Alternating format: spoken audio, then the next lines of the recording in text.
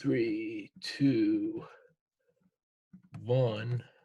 Yeah, I made this summer of 2019, and I was taking like CBD THC gummies, and I started like cutting out King Tut's head on my iPad.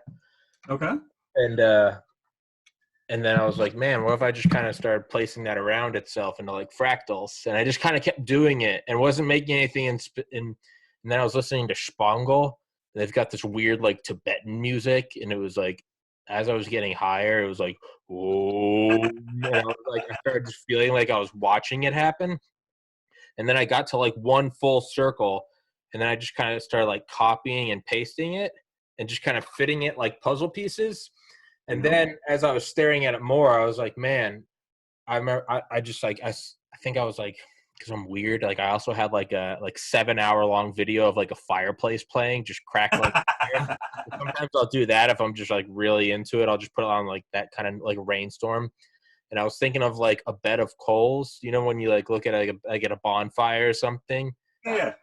Light is like moving on the coals, but the coals themselves aren't changing. It kind of all flows. Well, I was like, fuck, what if I made these look like a bed of coals? And so the original image is like an 8K resolution, like wallpaper, but I've had the image for like a year and a half. No, that's pretty sweet. Yeah, thanks. Last week I was like, it's time for this to go on a hoodie. Just threw it on. And so, yeah, that's this weird. I just walked downstairs and my mom looked at me and was, what's that? It's a long story. It's a sweatshirt. But yeah, so. But because I'm a moron and I can't go one podcast without talking about myself for a couple minutes, how about you guys introduce yourself? Sure. All right, Mike. All right. I am Mike McCarthy, one of the members of At the Gates Paranormal, based here in Buffalo, New York. And I'm Mike's brother, Steve, and another founding member of At the Gates Paranormal and author too for some paranormal blogs. And so, ghosts are fucking real. Oh, yeah. In my opinion, yes. Yeah. 100%. And there's no structure. There's no schedule to this podcast. There's no you just chime in whenever you want about whatever. We clearly just talked about pharaohs for a minute. One thing I've always thought about it is, and it's the analogy I bring up a lot, is like if you went to like pre-Joseph Lister times, right? Germ theory. So you'd go to the doctor and you'd put the thing in the kid's mouth and, oh, all right, you know, you're sick. And then you wipe it off on your sleeve and go to the next kid and, all right, you're sick. And then everyone would get sick and it would just be like, well, that's the way the cookie crumbles. And it's like, as you're just spreading it to people. Right. Germ theory, and it came with putting phenol on shit and like sanitizing it. Now we look back and we're like, how stupid were they? But at the time, if you had tried to explain to them, these people that, you know, electricity is still 50 years away, and tried to explain to them that there are microscopic beings in the trillions that are spreading disease, they would burn you at the stake. You're a witch. What the fuck are you talking about? Right. Very true. Very true. I often think that sometimes we're going to be looking ahead or looking back in a century, 2 centuries. We're going to be like, man, those people must have been freaked out. They called these things ghosts. They said that they were haunted. Little did they know it was just, you know, whatever. Like, Right. Do you think it's gonna be something like that? And this podcast is entirely speculation. You don't need to cite anything. I don't give a fuck. Like, just yeah. What do you think? You know what's cool is like there have been ghost stories since there's been written language. Yeah. You know, it's been oral history all the way up through the ages. The Greeks had them. Everybody has them. You know, there's something going on. Yeah. You know, there's something going on somewhere, and you're right. There could be some sort of advancement in the future. Actually, in my blog, The Paranormal Paradox, like I love like Stephen Hawking and like Brief History of the Universe and things like that. Universe in a nutshell, and I try to kind of take our experiences and break them down one by one. Yeah. And see what we know so far about science and how it can kind of maybe be explained. Although I still think we're very far off. Yeah. No, I was just gonna say, because so much of how we think, like we're very practical scientific thinkers, and that's how our mind works. So for us to be in this kind of line of thinking and try and draw conclusions based on a physical world that is black and white, where there is such a gray area, and whether it's based on your religious beliefs, or whether it's for us, I mean, it's a hobby. It's what we're interested in. It's what we're passionate about. We're not trying to change the world or change anybody's opinion about it, but it's just, the fact that Steve puts this in one of his blogs, it's really well, like, how can we recreate this experience, finding a ghost, or, if we're in a haunted house and we feel something, to a non-believer, how do you get them to that point? And maybe you're right, in 100 years down the line, maybe there is something that's, man, look at these guys, they're walking around with a camera and a EMF detector trying to talk to people, and we just do this now, and it's But I mean, you are right, Tommy. I mean, ether, right? The concept in the universe. I mean, that was something to fill a void, literally and figuratively speaking, because they couldn't explain how light traveled through space if it was they didn't have the concept of vacuums and all that stuff. Right. Yeah. So you're 100% right that right now we're just filling space. That was a big idea during Tesla's time, and then it kind of lost momentum, but it's kind of gaining momentum again. I've had him on twice now. Dr. Eben Alexander, the Harvard neurosurgeon that fell into a coma for a week in like 2008 or 10. And his book, Proof of Heaven. This guy is a Harvard brain surgeon. I don't know how much more of a, like, I'm smart, title do you need. But right. That's a guy and he's now been going into it for like 10 years. What was his name? I'm sorry? Eben Alexander, Eben Alexander. And he wrote a book, Proof of Heaven, and I just had him on last week for his other book, Living in a Mindful Universe, or Living in a Conscious Universe. But it's the entire thing is him going into it, and this guy is, I mean, the most educated, well-spoken guy, and he's going into this whole thing, and he's trying to take it from, what we know through like traditional Eastern, mysticism, but he's trying to kind of take that Joseph Lister approach, and he's like, this could very well be quantum this, but he talks about the ether.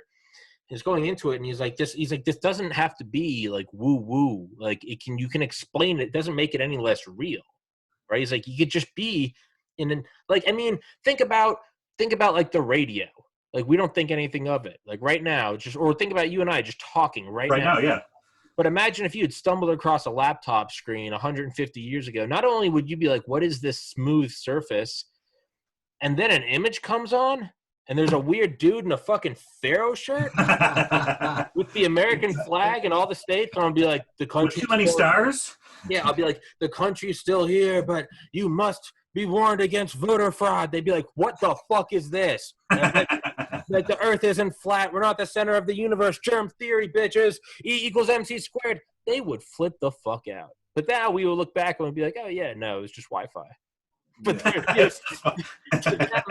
to them, it's like they'd run to the church and like get on their hands and knees. And they'd be like, Lord Jesus, please save me. I just saw a demon. Reality, that's what it is. And that's what so much of it goes back to for a lot of people, is that religious aspect and that faith. In whatever culture, whatever religious background you have. I mean, it's just, we were raised Catholic, but we're not practicing Catholics, but we we tend to think the heaven and the hell model, and we just trying to fit all these puzzle pieces, whether it's the scientific part, whether it's what they did historically, or how they thought of the afterlife, or how different cultures view it. It's I think that's what makes this so interesting, and us to be able to have these kind of conversations where you can't point to somebody and say, oh, you don't believe in ghosts, you're wrong. Like it's I think that's kind of what lends itself to being such an interesting subject, is just there's no right or wrong. And like all, I guess, great discoveries, even when a lot of people start to all agree with it, you still can't, again, you can't point to germs until there's a microscope. Like, it just doesn't matter, right? You can't point to Pythagoras, measuring the pyramids and shit and using and determining the world isn't flat. Like, who are you gonna, you can get in a hot air balloon, and maybe if you go up high enough without dying from lack of oxygen, you might be like, oh yeah, it starts to curve. Like, right. No way, it's even that. It's like, I mean, imagine Leo Szilard coming over from Germany and being like, if you put enough uranium together, it's going to make a big explosion. Like, he originally did that, and FDR had him like leave his office. He was like, fuck out of here. He was like, get out of here. It's mind blowing because you can't picture it. Yeah.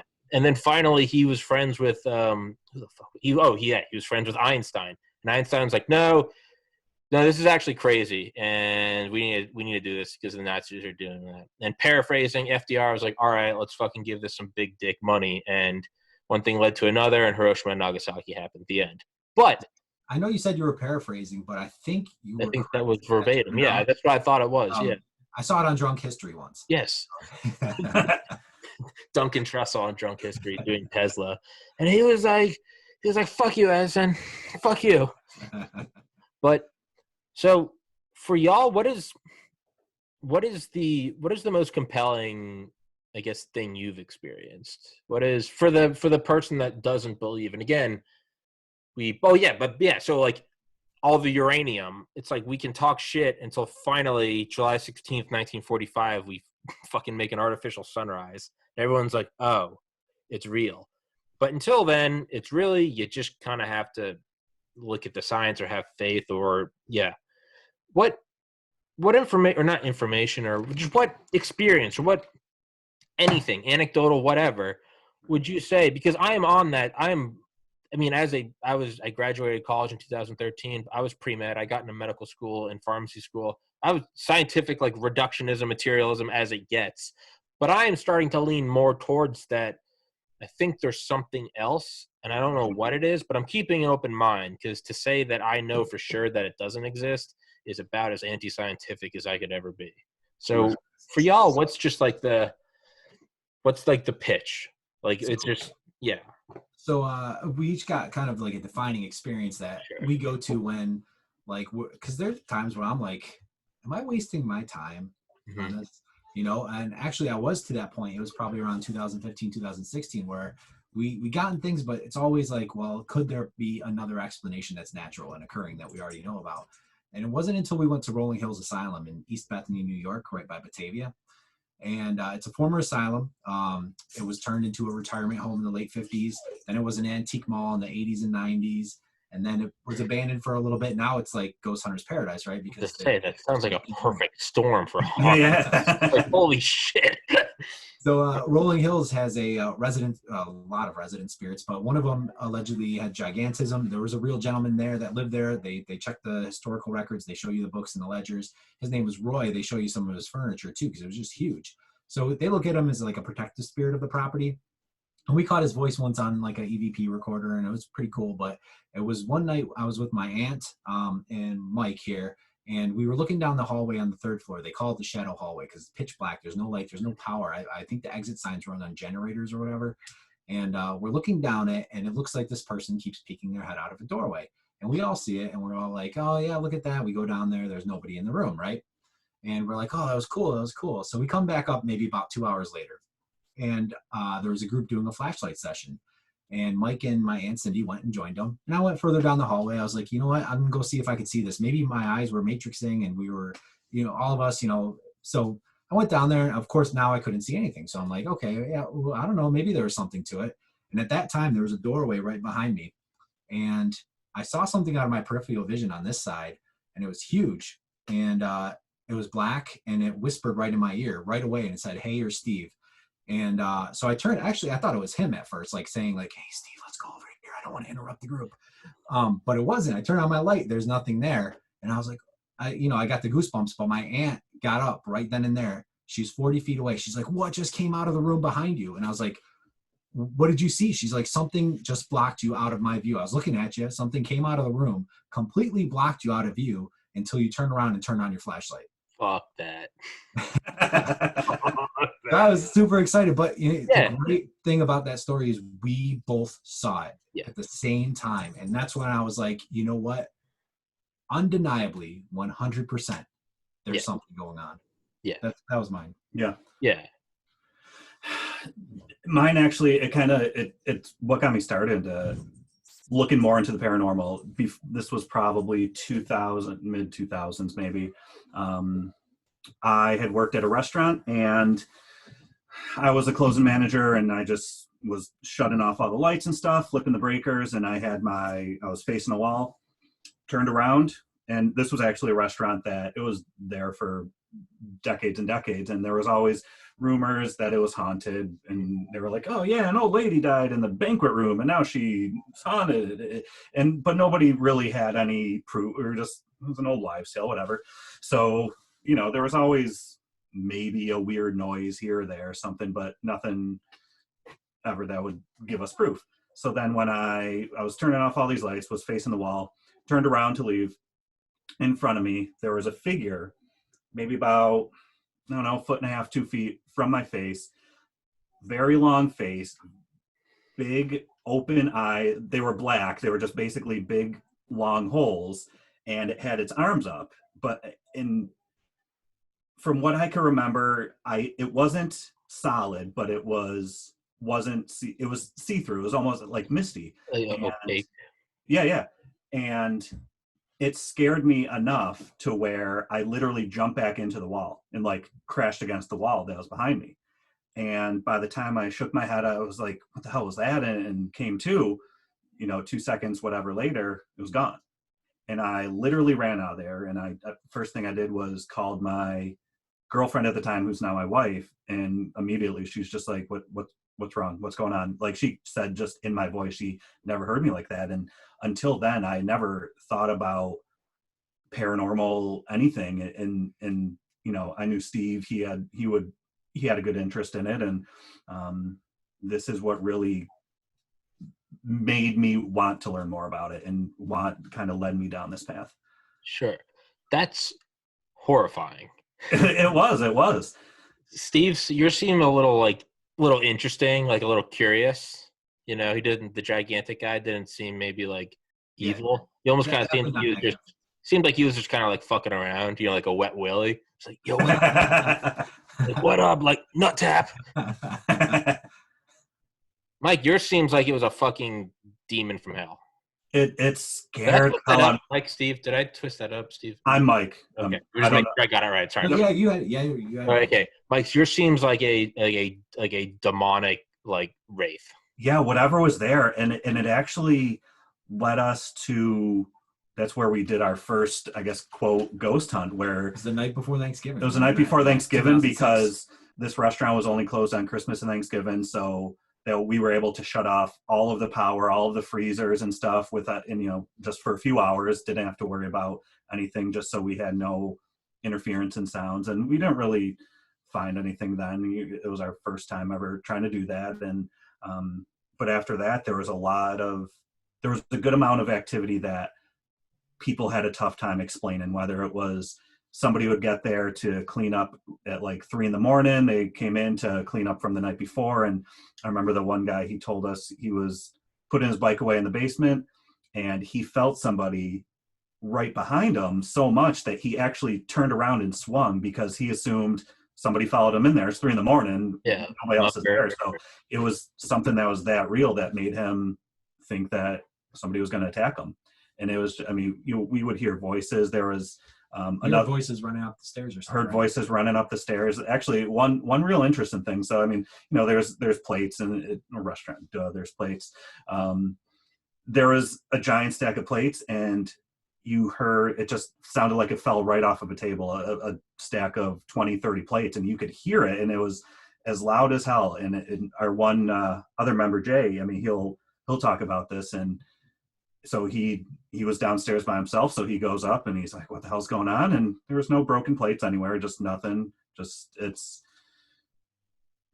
restaurant doesn't exist anymore. It's a parking lot, and but it was weird. It was built like a split level house, and it was built before like any ADA stuff, any ADA requirements, because if you were in a wheelchair, you weren't getting up. You weren't getting up, dining room, because it was about 10 steps to get up, and you had to go up these 10 steps to get in the front door. And it's a very strange building. It was.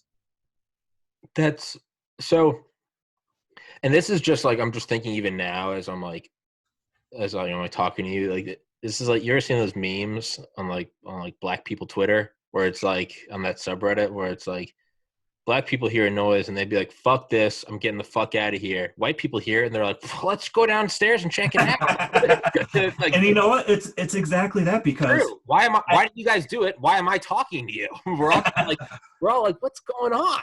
Like, and it's funny because, you know, people ask if I'm telling about an experience or something, and people will be they'll say, I'd be scared as hell. How do you not run out of there? And, you know, for us, it's an adrenaline rush. And I think part of it too is wanting to get something like, like a person, like the Holy Grail. The Holy Grail, which is like a full body apparition in front of you. And you know, we want to find that and keep going. You know, we have fun going on investigations. And, you know, I always say, if it's a boring night, worst case scenario is 4 or 5 friends got to hang out and bullshit with each other for 6 hours or whatever. And so, I mean, it's not like it ends up being a bad night. There's nights where we go places and nothing happens. Nothing. Sure. But like Mike said, we sit there and we bust each other's chops. But then there's some nights where it's like, this can't be real. There can't be this much stuff happening. You know, it's just. Yeah. Well, it's, I guess, to give it credence, like, so in 2014, I lost my oldest sibling to suicide. But at the time, I was down, that was up here in Maryland. At the time, I was visiting my girlfriend at the time in Georgia, and I went down there, and it took me like 3 years before I ever told this story to like my parents, and then eventually like my doctor, and then now I like tell it more frequently on the podcast, and sort of just like I say more, just sort of, it's like it bothers me less, and now it doesn't bother me at all. But and mind you, this is like as someone that was raised like Roman Catholic, like private Catholic school, but became like an atheist at like 15, 16, and was for like probably 10 years. But at the time, the night before, my girlfriend was sleeping with her head on my chest, and she woke up because my heart was beating so hard. And so she woke me up and just was like, you're having a nightmare. And I remember waking, I never said anything, but the dream I was having was like watching my older brother just basically prepare to do the act and like get ready to. But I later found out that, well, obviously it happened the next day, which that's not weird as fuck. But I later found out, just to kind of coordinate, looking at each other's texts, what was the last thing you said to him? It turns out that I was like watching it in real time while dreaming 599 miles south, which creeped me the fuck out.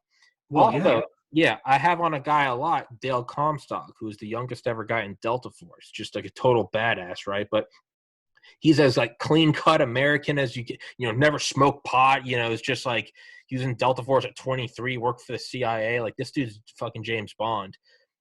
But he talks about like the weird experiences he has. And like I point to that one because it's not, it's not all of us sitting here talking about ghosts. It's not some long-haired new age girl trying to sell you energy crystals, right? It's Dale Comstock, who is fucking like a clean cut. This guy was like, he would have fit in with like World War II vets. Like, he's right. Clean, no bullshit as you get. There's no praying your bullet hits. There's nothing but ballistics and aiming. Like this guy is a fucking Iceman. But he came on, I think, episode 78. But he came on and talked about it. And he was like, not only that, he's like, not only like that, but like, he's like, we were actually like taught to like visualize and experience like ahead of time, like success but all this stuff that you wouldn't expect. And he talks about kind of the same thing on other sides of the world when he was doing like covert missions. He would have like, hadn't talked to his dad in a year, but was like, I got to find like the secure satellite phone. I got to call home and they can link me and be like, why? Be like, I have to talk to and it turns out he had a heart attack. And it's like, weird shit like that. And I always point to Dale, not because his experiences are necessarily unique or stunning so much as like, that's a guy that doesn't bullshit, right? Right. That is a, he has no reason to make up a story like that. Not only that, position to it. Not only that, he is just like, he's a person that has been just beaten out of. You don't make it out the force if you're like, hey, full moon tonight, guys. They're like, fuck out of here. Like Mercury's in retrograde. Yeah, exactly. Like, wow, well, I looked at my astrology chart and it's like, no, are you going to put this knife in your mouth and go crawl through 100 yards of mud and kill that guy? It's like, yes. Mercury's in retrograde. No, it's, do we have air support or not? Like, but that guy, so what I'm getting to is like all of these experiences. And again, myself, like, super scientific nerd. All these things were Dr. Eben Alexander, the last people to point to like supernatural. Eventually you kind of get to a point where you're like, all right, well, I don't know. Like and I just know what I saw. So what you guys are talking about is like the thrill. I mean, it kind of sounds like, going exploring back before we had the whole world mapped out. Terrifying, you might die, but it's like, yo, we might discover a new piece of land. Like, make it eaten alive by indigenous people. But, right. And I think that's number one. I wanted to say, I'm sorry to hear about the loss of your brother. Oh, I appreciate it, man. Yeah, it's been 6 years. It's it's good now. It's good. And I think that one of the biggest things that people who say that ghosts aren't real, the point to is that you cannot replicate the evidence, right? That people get on shows like Ghost Adventures, all that stuff. You can't replicate it in a laboratory setting, right? That's the biggest thing that people say, because all other things you can.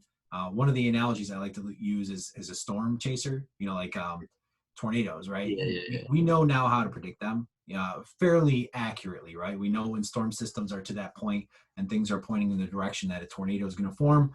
We have warning systems, and it's all based on trends and analysis of 200, 300 years of people probably studying this throughout the Midwest. And it's the same thing with us, right? There's got to be trends. There's got to be certain things and certain criteria that's needed for the observable phenomenon of the paranormal to be observed in our reality. Mm-hmm. And that's what we're chasing after. And we were talking about thrills, and I think some people, when they hear like some ghost groups say like, oh, we're chasing, we get a thrill out of it. The thrill doesn't come from being like scared about like a ghost. The thrill, like you hit it right on the head. It's about going after what we've been seeking, that white whale, whatever it is, and getting closer to it, getting closer to it, getting closer to it. Yeah. And you're shedding light on like the pitch black, right? You're fucking stepping onto the moon. It's like, it's fucking terrifying, but it's, at the same time, it's like, you got to know, like, you can't not know, right? It's right. And it's that unknown too, that like every time we go out, like it could very well, like, are we going to do something mistakenly and conjure up something demonic, and our lives are altered going forward? And, it's just that there's always, it's never a dull moment where we're not thinking about, okay, we try and be respectful wherever we go. And just like I said before, we're amateurs. We do this for fun. It's just a group of us friends hanging out. So it's, just basically it's the thrill of it is what it comes down to. I think for me, it's that simple. Tommy, I'll send you the link to my blogs, because actually I think so like into what we're talking about right now. I just I want to read kind of some of the core tenets. It's like a quick paragraph. Sure. What I think are like hard truths about the paranormal reality. Number one, ghosts aren't energy. They're beings existing in an adjacent reality and require energy just as we do to interact with those in our reality. So I almost look at it like two circles, right? We got, here's the paranormal reality, here's our reality, right? And that small little overlap is where Mike sees the things in the kitchen. I see the thing right behind me. The contact with someone that might have passed away recently in that little area between dreaming and being awake. Yeah. Like that little sliver, I think is where we meet and where we're able to observe those things. Yeah. There are different levels of paranormal interactions that require different levels of energy. There are defined laws of the paranormal reality that must be adhered to by everything in it, just like our reality. Sure. The paranormal events we witness are a sliver of an overlap between our reality and the paranormal reality. And number 5, there are certain environmental conditions that must be met for either spirits from the paranormal reality or us in our reality to interact with that observable phenomenon. So a kind of friction almost between worlds. It's kind of sparking, right? Yeah. So you were talking about building blocks earlier, and it's funny because I was just reading about, I always pronounce it wrong. Quarks, the subatomic particles that make up electrons. The dog from Honey, I Shrunk the Kid. Yes, that actually, yes. What? The movie Honey, I Shrunk the Kids. That was the dog's name. Oh, really? Quark, I don't know that. But no, quarks. Yeah. But yeah, so there's got to be some sort of building block rules, things that apply to this paranormal reality, the way ours has things, but completely different. Stephen Hawking uses a fish in a bowl as a setting, to explain that a fish defining its universe from inside the bowl is going to have different laws of things that are applicable to it as to us outside of that fish bowl. And I think that's kind of where my head heads to when we talk about how do you describe the paranormal. Yeah, right. It's kind of like what was his name? David Foster Wallace, and he's like, how do you explain like that which is like outside our reality? And he was like, all right, well, one day 2 fish just graduated Fish High School. And they're like swimming along the sidewalk with their diplomas or whatever, about to go to a party or something. And like an older fish walks by, and he like looks at him and he smiles and he goes, "Morning, boys. How's the water?" And they both smile and nod and they keep swimming. Finally, one of them looks at the other and says, "What the hell is water?" But it's like, right? That's like, who's to say that's not what it is? Yeah, right? Of the universe, right? Exactly, right? That's like, who's to say that's not what it is? And again, who's to say it's not, it's not, woo, it's a ghost. It's like, they could have absolutely defined laws of physics.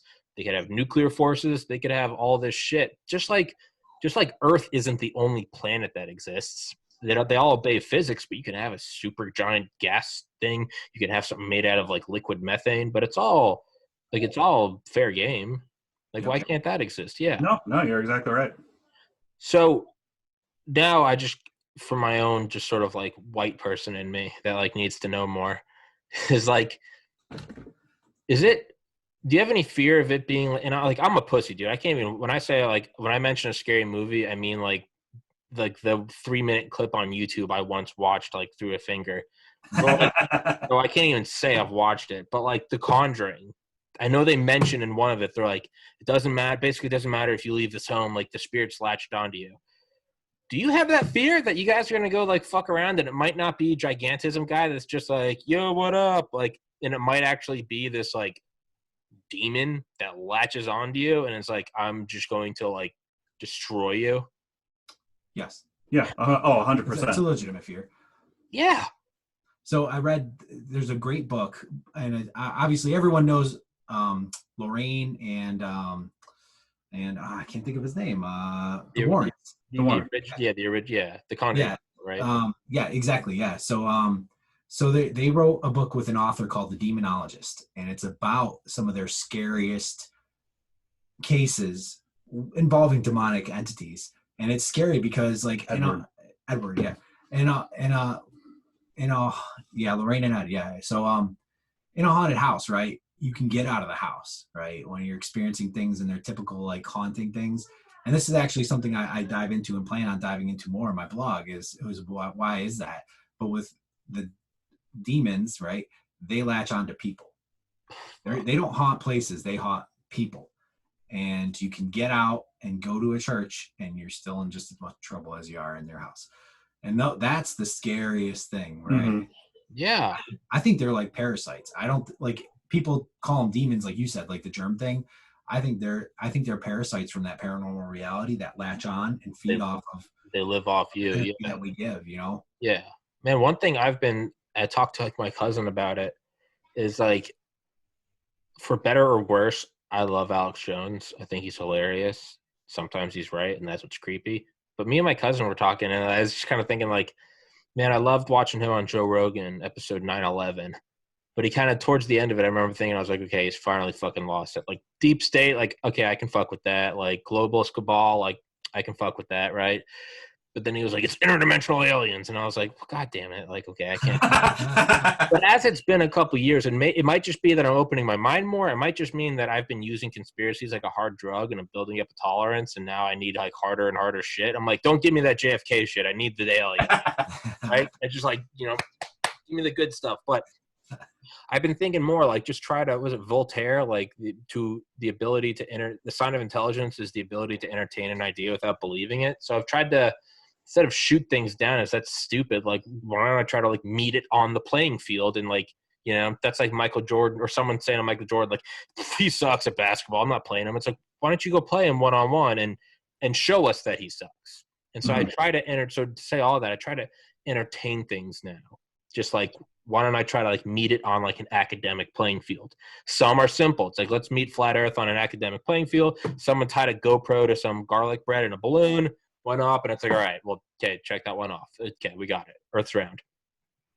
But with demons, the one thing I've been trying to like be the devil's advocate, and if I had to argue it, not that I believe it, but if I had to argue it, how would I argue it? Like if my life depended on it. And the only thing I could kind of think of is I love everything about the Cold War. The Cold War was just horrible but sexy. I've had a ton of authors that worked in the CIA at the time that, you know, in the shit. Dale was in Delta Force during the Cold War. And I always think about like Vietnam or Korea, Afghanistan with the Soviets in the 80s. Like, we know that proxy wars exist, right? Syria right now, we don't go toe-to-toe because if we did, there'd be nuclear war and everyone would be dead. So like America and China, America and Russia, like we all fuck around in proxy wars, which is basically I put my hand up the ass of this group of people, you put your hand up the ass of that group of people, and we fight, you know, like puppets. Right. And so let's just break it down to what is it? We have a battleground, and then we have technologically superior people that give them weapons to fight. So again, you come down and, hey, I know you're in Vietnam and you know you're a rice farmer, but like, hey, here's a thermal scope for your AK. They don't know what the fuck it is. They don't know where it comes from. It's like, don't worry about it. Here it is. Go fight. The one thing I can't pull away from is, what if Earth is a proxy ground or a proxy war ground for technologically advanced species or beings that are so advanced that kind of like the guy freaking out about, you know, my image popping up on a screen. And he's like, what the fuck is that? Yeah. Who's to say that they're not so advanced that we call them demons or we call them angels because they're ethereal and they're, you know, maybe morphing through walls and we're like, man, these are, but in reality, it's like they've just got a bigger defense budget. I know that was a long rant, but that's what I'm trying to like. Yeah. No, I totally get what you're saying. Yeah. I totally get that. Yeah. Hold on, I think my buddy Paul's about to join us. You guys good to go for like another like half hour? Yeah, of course, absolutely. Yeah. Paul. Yeah. What's going on, Paul? Can you see everybody? I can see everybody. All right. Hey, Steve, Mike, introduce yourself to my buddy Paul. Paul, you're supposed to come here earlier. I'm a little upset. I'm terribly sorry. I am very. I had a day from hell. I'm sorry, man. Well, speaking of hell, we are talking about demons. So did you see I prepared with my background? I did. I like it. Well, so we're talking about demons and shit. And Paul originally sent me a photo the last time we spoke, right before the election, of a demon that someone took in like a haunted house. But that's what we're talking about with you guys, like seeing shit in your periphery or down the hall. Is there any way to like for sure capture it? Do these obey like optics?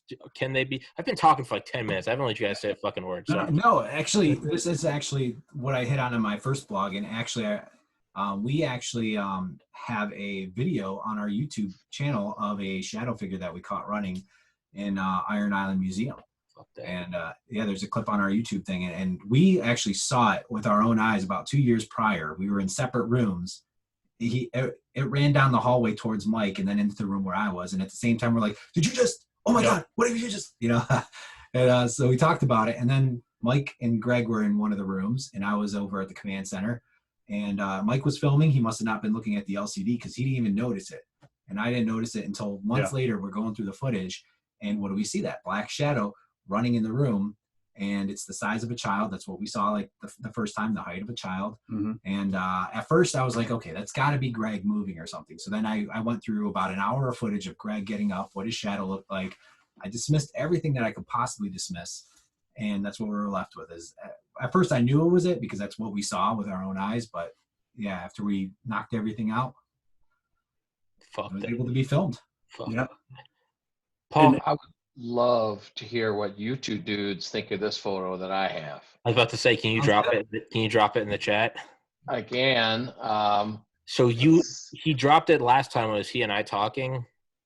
I deleted it off my phone and I deleted it out of my text messages because I was like, I'm not letting this thing latch to me. But apparently we're jumping back in. Right back in with both feet. The background here is this: they felt something at the top of the stairs, took a photograph, saw nothing, but this is what was on the film. Okay. Okay, we got it open now. Oh wow. You gotta zoom out a little bit, and then you can see the face. Oh yeah, no, we could definitely see the face. Yeah. So, for everybody watching, I have it pulled up on the screen, and as you zoom out, you can see eye, nose, mouth, and that is a fucking demon. Yeah, that's the real thing, I think. That's why I wanted you guys to tell me what you thought. Yeah. So, and not to be, dismissive, because I try to be, I just try to approach things with an open mind, left and right. Are there any photos before and after where, nothing was there and then this was there? Yeah. Gotcha. And then this was the image that you guys got kind of in the middle of those photos? Right. And this was taken at the bottom of the steps. The entity they felt was at the top of the steps. So when they snapped it, it's almost like whatever it was rushed the camera. Right. What did they feel at that moment? Definitely a wrongness. And there were all kinds of things going on, doors opening and closing, objects moving, writing appearing on the walls, things of that nature. For Steve and Mike, background on my buddy Paul. Paul's a lawyer that actually was instrumental in killing John Wayne Gacy. Oh wow! And yeah, so Paul fucks with real demons, and so that's why Paul's not just like ooh ghost. No. When he brings it up, I'm like fuck. Yeah, no, I mean it's when you get a little bit of context and background in it, it definitely makes the picture a bit clearer, and it's definitely a horrific image to see. It's not pleasant to look at. No. I've never seen a full-bodied apparition, but the thing you saw was very inhuman, but it had human features. Yeah, and you know what? It's funny, Paul. I was given a story about. Can you explain that one again to Paul? I'm gonna go pee. Can you tell him that story again? Yeah. About the fucking. It's disgusting. So I worked at a restaurant, and I was the night manager, and I was closing up shop. Everybody was gone. 11 o'clock or so at night, and I was facing the breakers, and I was turning them all off, and when I turned around, there was just this figure standing 1.5 to 2 feet right in front of me. And its face was extremely long. It had 2 eyes there was nothing in them. They were just big black holes. And it looked like arms that were up. And it was just, it startled me so much that I literally jumped back into the wall. That I turned around from. And as soon as I kind of shook my head and got myself together, it was gone. And I literally ran out of there. And, prior to that, people would joke around like, oh, this restaurant's haunted. And there was nothing that anybody definitively said. There was a rumor that an old lady died in the banquet room, and now, her ghost haunts it. And it's the picture that you sent. Like, I'm looking at the shape of the face and how it's like wider at the top and gets thinner at the bottom. And it had a long open mouth. When this probably was 15 years or so ago when it happened to me, but the only kind of difference I see between the two is maybe the eyes. Like, the eyes I remember in my experience were a little bigger, but honestly, you definitely see the pupils. You could see the pupils in your picture, but the shape and the open mouth and just where the eyes are and how it's not necessarily symmetric, that's very similar to my experience, and what I remember was directly in front of my face. So I mean, it's bringing back, definitely something that I've experienced. It makes you wonder too, if Lon Chaney, because it's very Lon Chaney-esque. It is. If he had experienced things, and that's helped him draw some of the things that he drew out in his makeup, because some of the stuff he did was so horrifying, and even to this day, yeah. What it reminds me of the most is a 1929 silent film called The Man Who Laughs. Man Who Laughs, yeah. The Man Who Laughs, yep. Inspiration for the comic book villain, the Joker. The Joker who left. The Batman. Yes. Who left. Actually, I got him. Right up here. Oh, Paul, are you in your man cave? There we go. No. I have that in my man cave. I was gonna say Paul's got a man cave, and I was realizing now I'm like, it looks a lot like y'all's. Like he's got all Batman shit. Yeah, it's not that different, really. Yeah. So Paul, do you mind giving like a little bit of history about the building that this was in? I don't know as much about that as I should. A friend of mine is a demonologist by the name of Carl Johnson. He was the first on the scene for the original of the Conjuring house. And he brought in the Warrens. And this was more active than the Conjuring house. Wow. And I'll have to connect you guys with him. He can tell you the whole story a lot better than I can. But one of our plans for next month is to go to Rhode Island and to actually spend some time in the Conjuring house with Carl Johnson. Why? Oh, Tommy, you want to? No, I'm not. I'm staying Tommy. here in a. I have a sprinkler system of holy water that's going to create a sphere around me, and I'm going to sit in bed with a cross. There's no harm. You can bring all that stuff with you, Tom. You know, that might be the way to go, though. Is like, or just get super. Do you guys when it's? Sorry, I'm just going off the wall. Paul, how are you guys doing that? Is it like a free place to go to? Is it not like private property? It is a private home. Carl has maintained contact with the owners over the years, and he says it remains active. But it was not as active as the house that I showed you that picture from, and that's Carl's picture. And where was it located? In Rhode Island. In Rhode Island, okay. Wow. Yeah. You know, I'll definitely get you guys connected with Carl. You guys could share some pretty fascinating stories. No, I'd love to, yeah. Definitely, yeah. Do you guys have a? I'm sorry, I should have known more. Do you guys have a podcast? We do not. We do not. No. Why not? Mike's just too cool. I'm too cool. Honestly, if anything, it's probably a time thing. I mean, we all. I have a son. I mean, we're all have our lives going on, and we work different schedules too. So honestly, it's probably a time thing more than anything. But I was gonna say I would love to, Paul, if you can get your demonologist friend. I was gonna say I'd love to get you guys all together, but I also didn't want to rob you guys of an episode. Fuck, if you don't have a podcast, I don't give a shit. Let's do it here then. No, yeah, absolutely, man. We can do that. I didn't want to poach it, but all right, yeah. So Paul, I was just about to ask. I forgot what I was about to ask.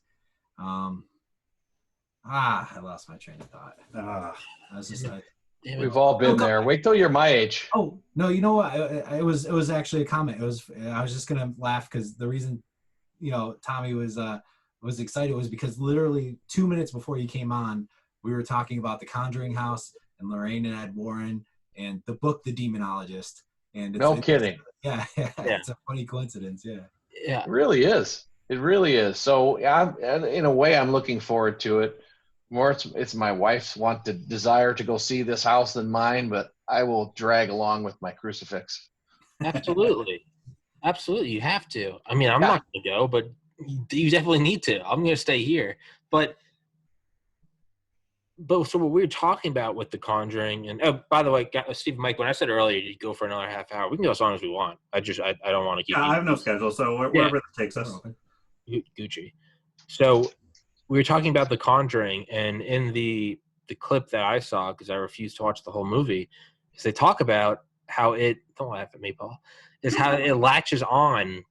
It doesn't matter if you leave. It latches on to you, right? That being said, Paul, why are you going? Well, my belief system is that these things, 99.9% of the time, are not demons at all. There's a variety of psychiatric problems. There's hoaxes. I think there are situations where the human mind can manifest things that we don't know that it can. Mm-hmm. But there's that 1/10 of 1% maybe where it really is a demon.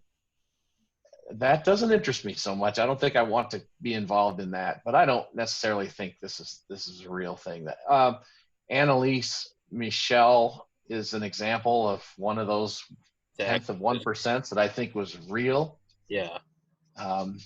I can't sit through listening to the transcripts of that exorcism. The hair on my arm stands up, and I don't know what you guys think about that case, but I'd sure love to hear what you think.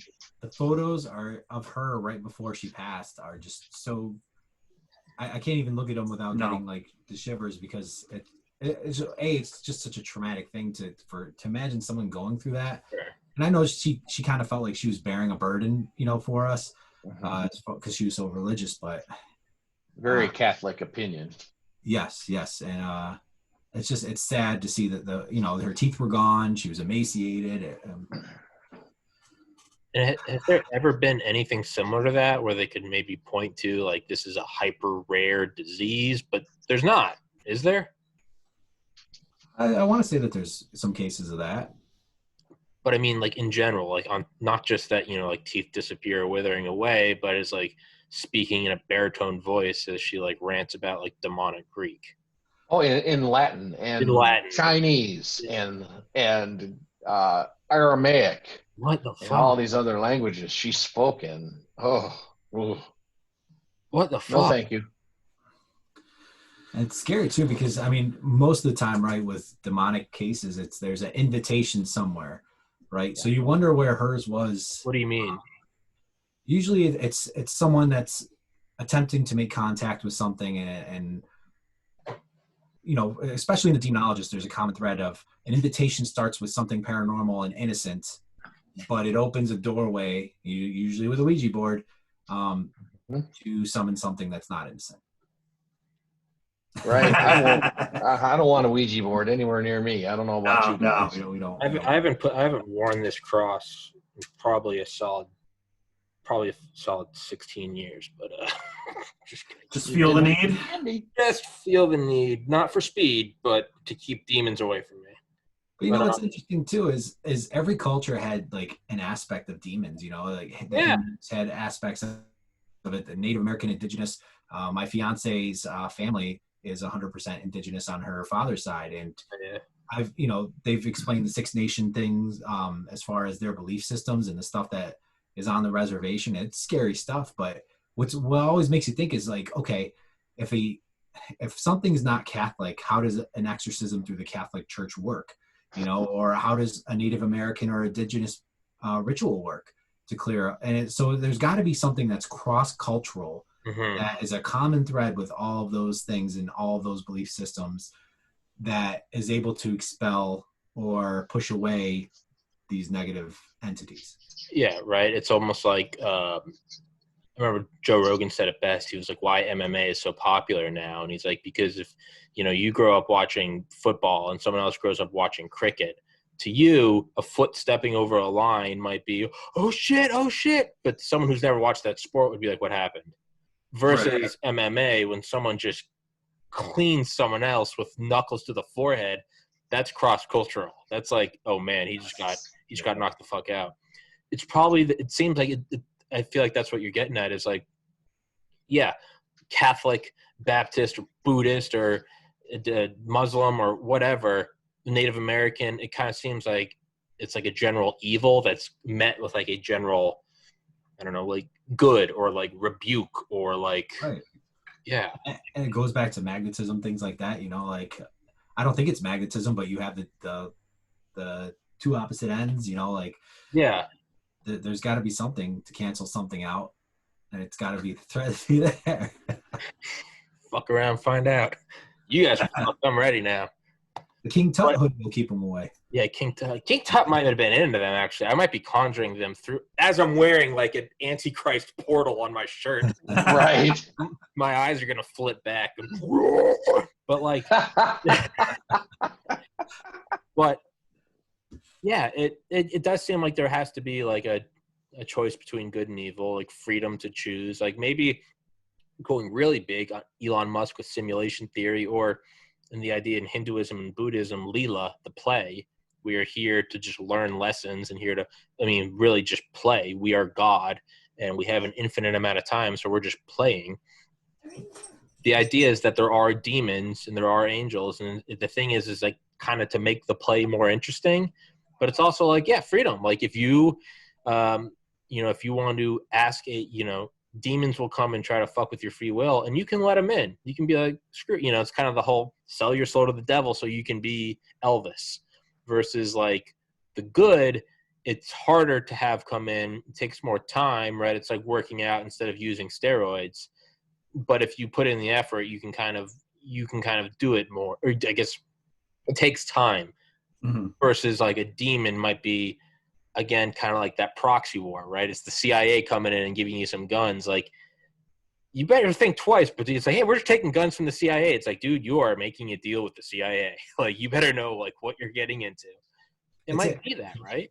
It's an interesting concept. And I'm working on a fiction series. It's like a dark fantasy that takes place in contemporary times, and the villain, it's theological based, and the villain is a second in command for the devil. And that's a theme that he explores and he talks about, is that human nature is to destroy, and to forgive takes effort. Yes. And to, so he likes to play to that, like, why are you even giving effort? Like, just go with it. Go with what you were designed to do. To destroy. Yeah. Man, if that's not like, maybe this is just a fancier manifestation of entropy or enthalpy, right? The universe goes to a state of disorder. That is the base of everything. We can break it down into biology and quasars and quarks and all that shit, tectonic plates and whales. But ultimately, everything at the very core, what it is it's a state of order going to a state of disorder. That's what's happening in the universe, right? You stack up a bunch of blocks, you clean your room always just gets dirty. It doesn't just get clean, right? Right. You can drop no one ever just dropped glass together and accidentally built a cup. It's you drop a cup and you destroy it and there's glass everywhere.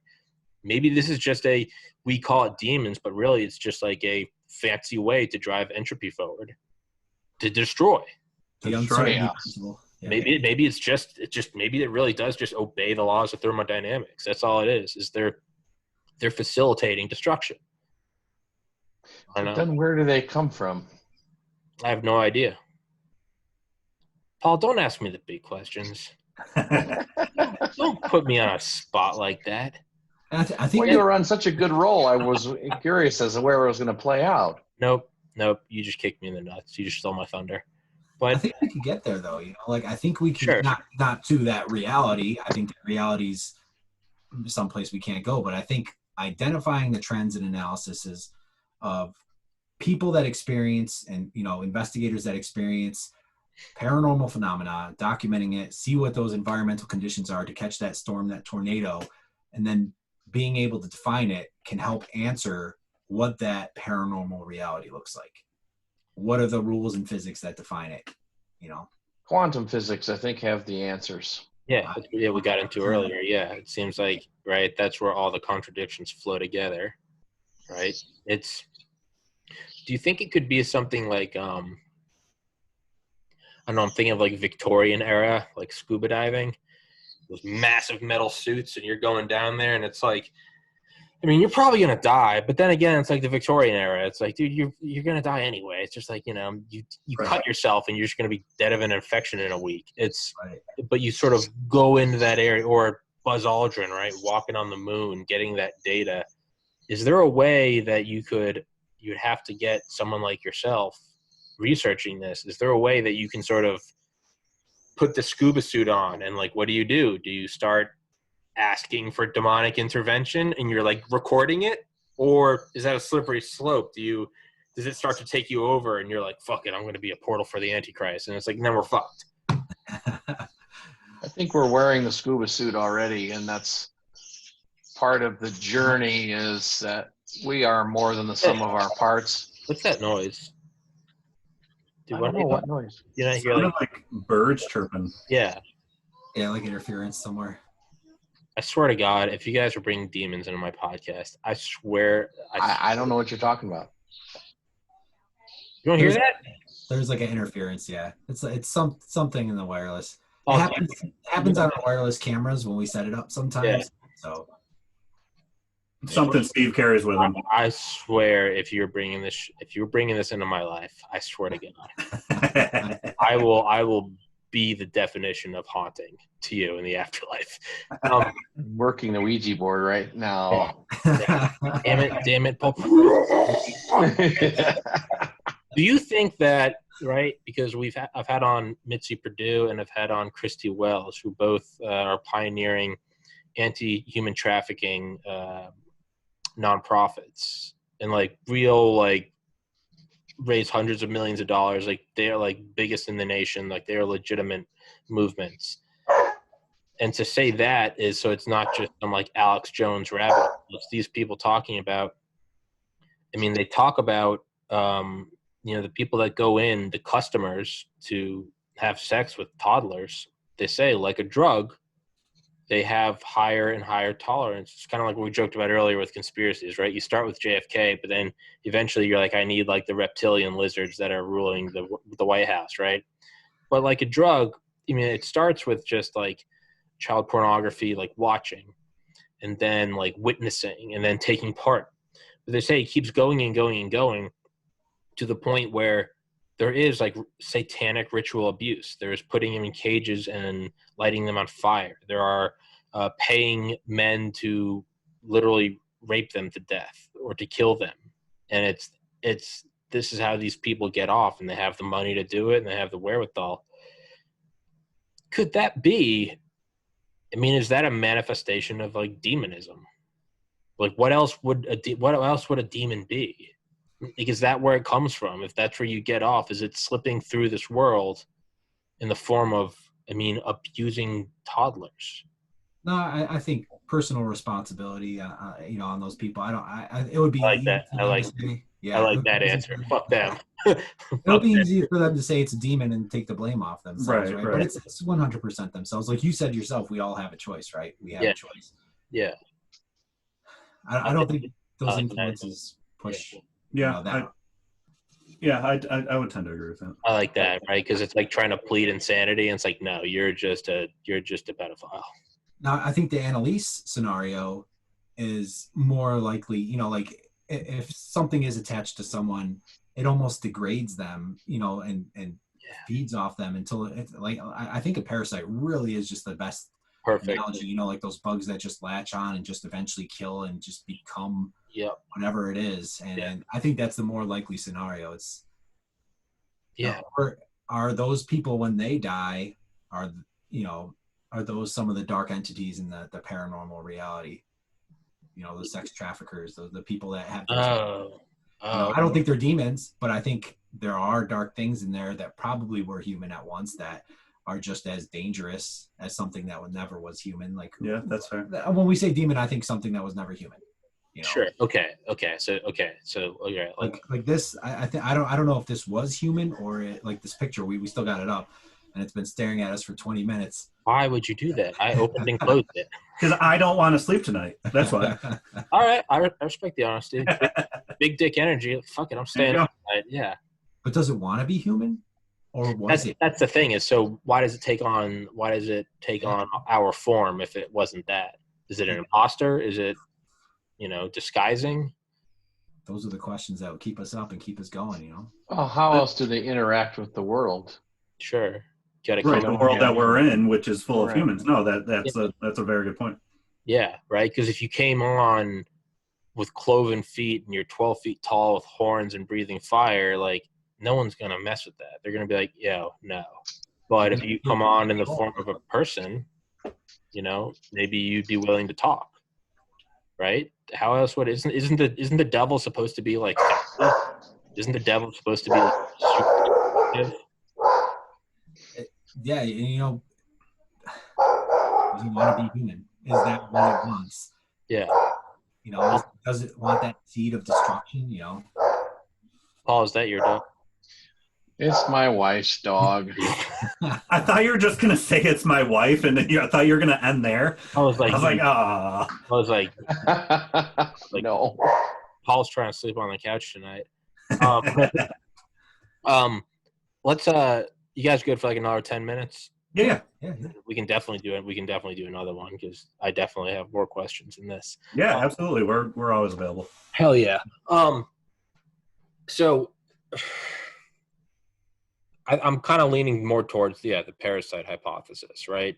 Because like raping children, that seems too easy of an out. And it's like, what did you actually do to further the demon cause? Like, did you destroy anything? Did you feed off anything? And it's like, no. So it's almost kind of like follow the money.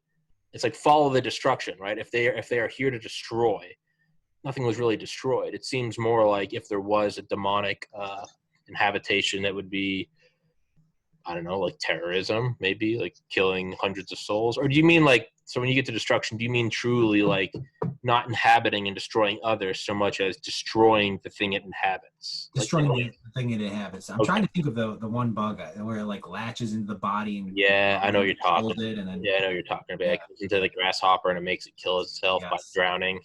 Yep. That's not good. That's not good that those exist. But who's to say that's not a mirror of what a demon is? Yeah. I don't know. Yeah. Those are the questions I keep and that's why, as I work through each of the blog volumes, that's what I try to pick apart a little bit by a little bit. All these paranormal things that all these groups and all these shows and all people have experienced throughout the years, there's some kernel of truth to them. What is that kernel? How do we bring it back to the science that we know? And like you said, it might take the mystery away, but for me, that's what the game is. It's not a game. It's I want that mystery away because I want to be able to explain it. So if a girl's being kept up at night because there's something in her bedroom, someone can help legitimately.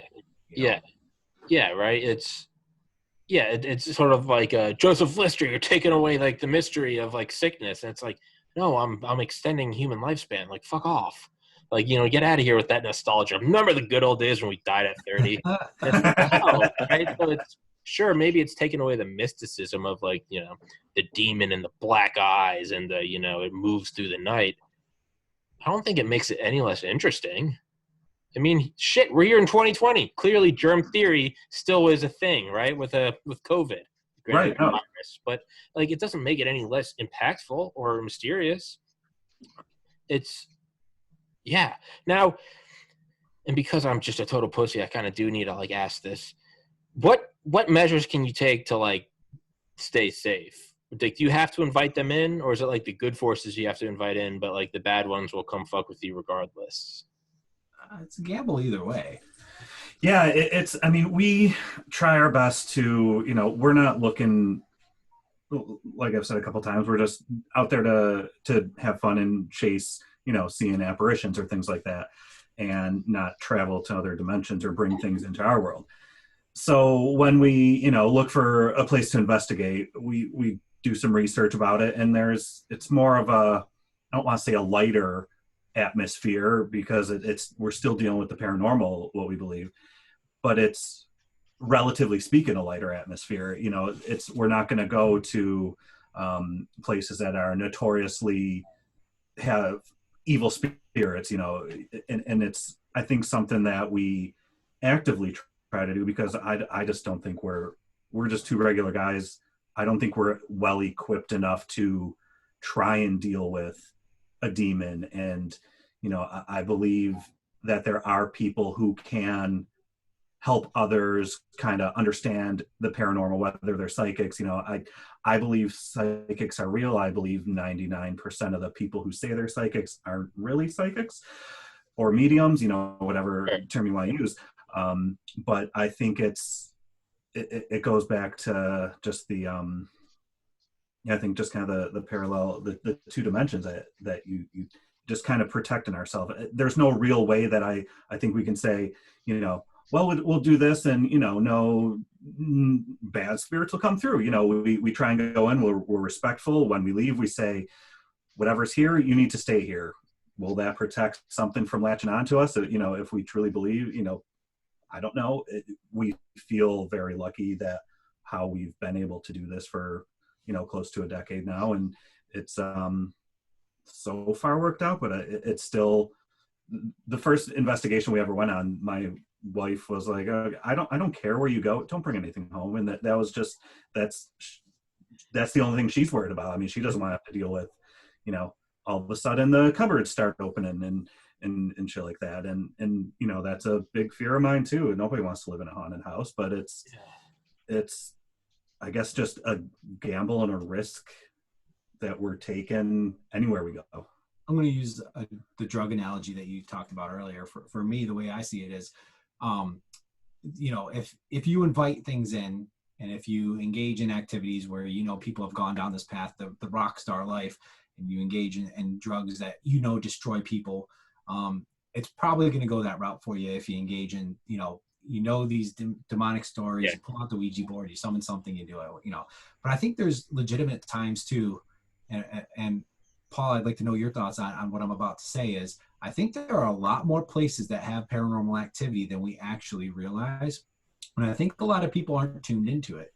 And I think that there are probably about, like you were saying earlier, Paul, too, there's a large percentage of things that aren't paranormal, or you were talking about demons specifically, but I think you could broader speak and say it's paranormal, right? A lot of 99.9% of things aren't, like Mike was saying too. But I think there's a lot going on that people don't hear. So you might not be safe, you know, and that analogy, it's almost like, you know, the prescription drug that you're taking legitimately that you might become hooked on, you know what I mean? Like there might be a legitimate means and you might not be paying attention to it, but then all of a sudden it's there. So I don't want to say if you don't use a Ouija board, nothing bad happens, because it really, there's things that could come through any which way. But if you stay away from, you know, the stuff that we know kind of through these stories and everything, then you're pretty well off. That's a really good analogy, actually, right? I think I don't certain things open the door. I agree with you. I don't think it has to be something like the Ouija board where you're consciously saying, I would like to meet a demon, but drug use, alcoholism, mental illness, things that may or may not be a conscious choice somehow weaken the barrier between us and them and allow these things to have more influence than they would normally. What all those are, I don't know. You guys would probably know better than I am. But in my experience, after 30 years of defending and prosecuting criminals, I can certainly say that certain activity that you engage in really does lower the barrier. Yeah, kind of open gateway drugs almost, right? I kind of like what you got at about the drug though. Is I don't shoot heroin, so I'm safe. All I do is I just take my prescription Oxycontin, right? And it's like you may still get it from a pharmacy, and it may be in an orange bottle with a label and a barcode, and you got it from a person with a degree. I mean, you take enough of those, your respiratory system is still going to be suppressed, and you're going to die. And it's like you might not it might not be that you are in some inversion of a church with chalk chanting Latin and like sacrificing the blood of a virgin, right? It might be that you're, I don't know, like manipulating people, right? You're gaslighting people. You're emotionally abusing people. You're being a bad parent. You're stealing, right? You're fucking with people. That could be the same invitation to evil. Is that like, I don't know. No, I definitely understand the road you're going down there. And, you know, I mean, hopefully, you know, in 6th grade, I remember I took a milk carton from school because I was really thirsty. So hopefully that's not the case. I know. Calling 911 right now. It's all a sting operation. We got him. What town did you go to?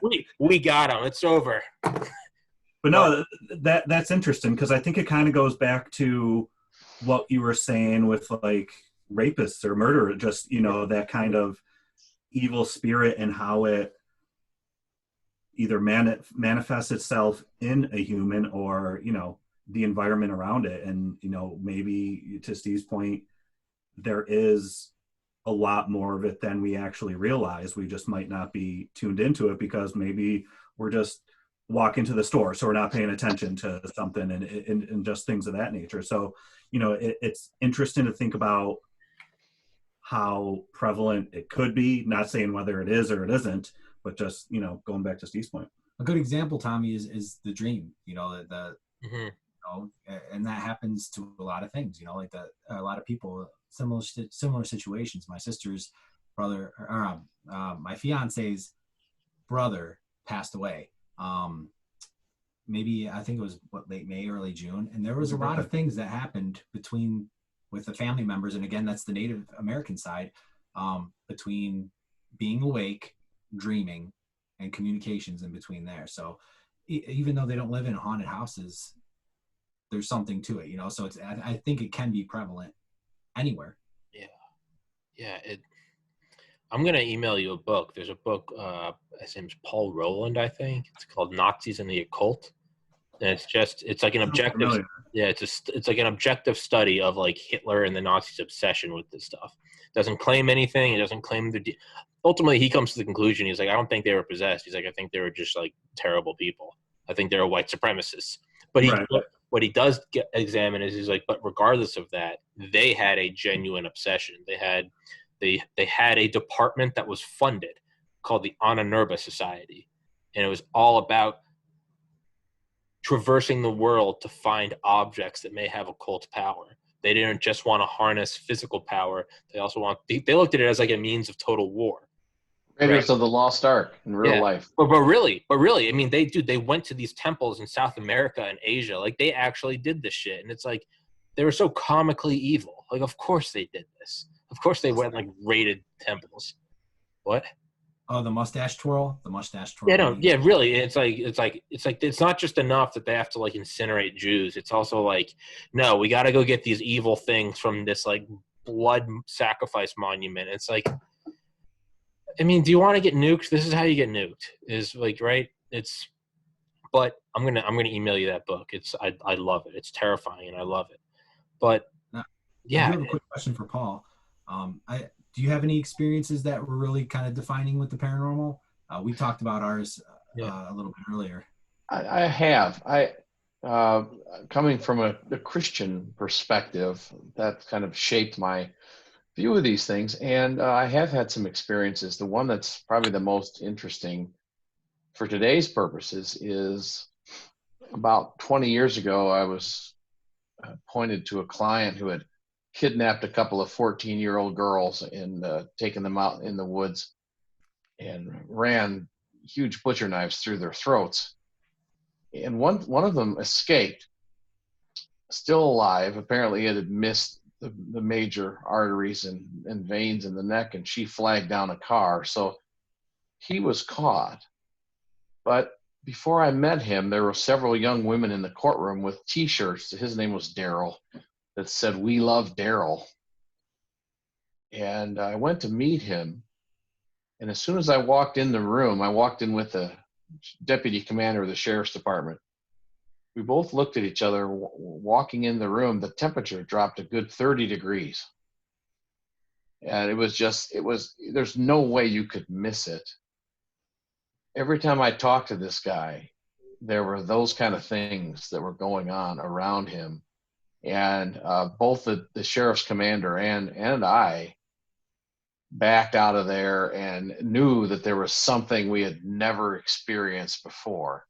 And what that was and how it was connected to his torture of these young girls, I don't pretend to be an expert on, but it made me realize that there are things that are not defined by the four walls of science. There was certainly nothing wrong with the air conditioning system that could do this every time this young man was in the room, or explain why he did what he did, or why these other women followed him the way that they did.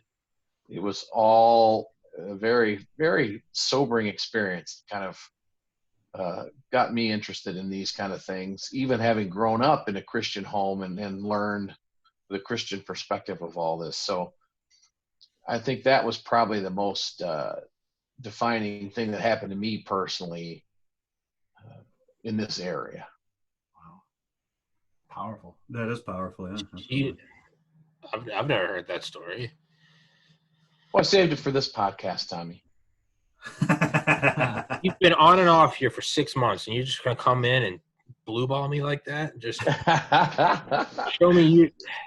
Does our relationship mean nothing, Paul? But that's a weird thing, right? Is the drop in temperature. That was with Annalise. And isn't that Dante's Inferno? The center of hell isn't fire. As you go down, as you get closer, it's like the third centermost is like you are like your bottom half of your torso is stuck in a frozen lake, and like the second centermost, like you're frozen up to your neck, and the centermost, like you're frozen over your head. You're in, but the entire thing is like you're away from the warmth of God. You are in ice, and that's what it is. That's the center of hell, is ice. But that was a thing, right? With Emily Rose, wasn't that the thing? As you go in, they'd say like you could see your breath. Oh yeah, yeah. That's a very common thing, for sure. Of course, Dante gets a lot of credit for our modern conception of hell and evil, but the Bible itself is full of discussions of these things. Jesus had a lot of interaction with demons, and you could learn a lot about them by looking at the New Testament. Yeah.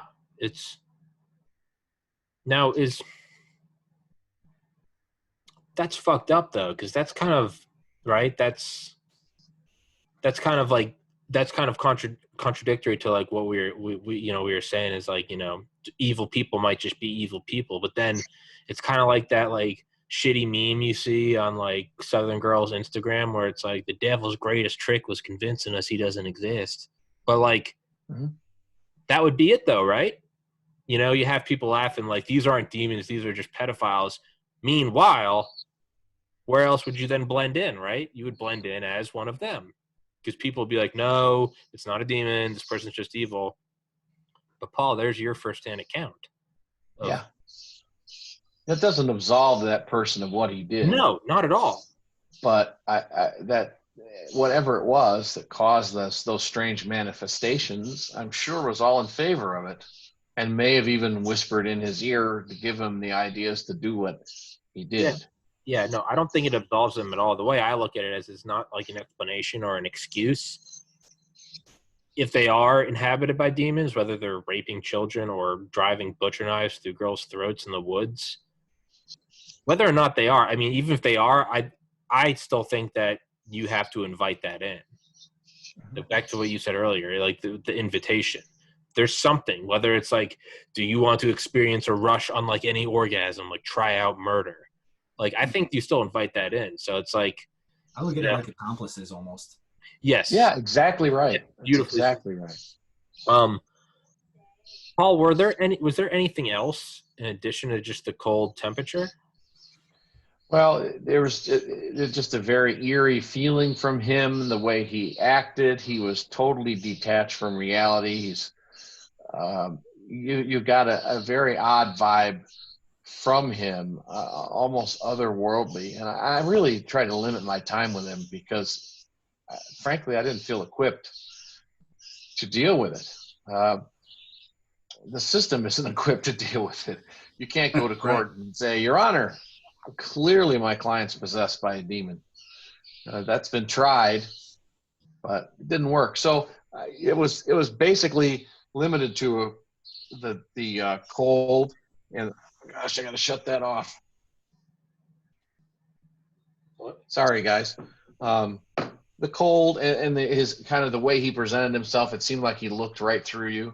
And there weren't any levitating objects or anything like that. But I think maybe if I had been alone at the time, something like that could have happened.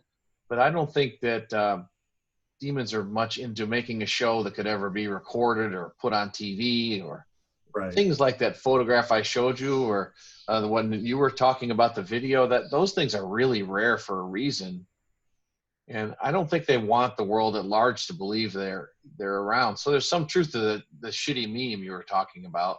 Yeah. They don't want the publicity. Yeah. No, and I say it as a shitty meme, but as life goes on, I'm starting to look at it as real, right? You can be an idiot, you can be some Kim Jong-un motherfucker and like, we will rain fire on the earth, or it's like, if you really do want to just do evil, you're not going to say a word. You're going to quietly go about your business, acquire the trigger mechanisms for a nuke, and then go pull it off. Like, that's the real evil, right? Is convincing everyone else that this isn't a thing. Don't worry about it. We're not a threat. Go back to your business. But yeah, Gacy, perfect example, Gacy. Yeah. You know, I was actually just watching this documentary on YouTube the other day of his family members. Keep talking. I'm going to go to the bathroom. Reaching out to some of the victims' families and asking for forgiveness on his behalf. His sister, his niece, his daughter. Was it his daughter? Yeah, it was, and they were. So it was really interesting because they went over the history of the trial and everything too. And I mean, I kind of already, had followed it before in a couple different podcasts I listened to about biographics on people. But it was really interesting to hear from family members what he was like and the changes that he went through. Yeah, he was a fascinating person and a community leader. I mean, this guy was the president of the JCs. You've probably seen the famous picture of him with Rosalind Carter. Yes. Yeah. And which is a terrible embarrassment to the Democrats. But he was not suspected. He didn't go out saying, I'm an evil man that's doing these things. He had an image in the community. Pogo the clown, all this that he was doing was not who he really was, but he couldn't advertise that. And to this day, we don't know who it was that helped him, but we're pretty sure he had accomplices, at least for some of his murders. So it's crazy. Yeah, it's terrible. I mean, just terrible. And he got what he had coming to him, I guess. But even in the prison, he had favorable treatment. I don't know if you guys have read about that, but no, I haven't. Yeah, he made quite a bit of money selling his art. Yep. And at least for an inmate anyway, he was wealthy, and he paid off guards, and they treated him very well. And even on one occasion, brought him a victim in prison who luckily escaped. But it's really quite a story. I recommend you read up on it if you haven't, because he was uniquely evil for sure. Right. So, Paul, do you like? I know you said you were going to the Conjuring House in Rhode Island, hopefully in a few months. Do you go to different like haunted places and check them out, or? Just getting started with that, actually. Carl is the gentleman I told you about. He's got kind of an in with those kind of things.